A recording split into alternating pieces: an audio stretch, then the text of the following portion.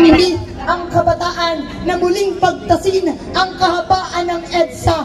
Hindi po manginginig ang kabataan na sundan ang yapak ni Nadis Supilanas, Pini Kakira Daraman, Gian Marcos Gareb Taiko.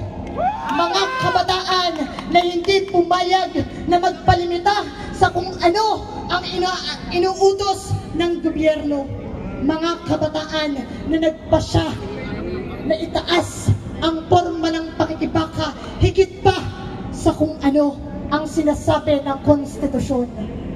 Kaya naman, kung babaloktutin ng Senadong ito ang konstitusyon para lamang protektahan si Sara Duterte, pues hindi manginginig ang kabataan na gumampan ng revolusyonaryong gawain upang itatag ang isang gobyernong tinatag, pinamumunuan at pinagsisilbihan ng mamamayan. Kaya naman, panawagan po ng Layas Duterte, panawagan ng anak bayan, panawagan ng kabataan sa lahat ng mamamayan. Magkita-kita po tayo bukas alas 2 ng hapon sa EDSA. Araw ng kalayaan, araw ng paniningil, araw ng pananagutan.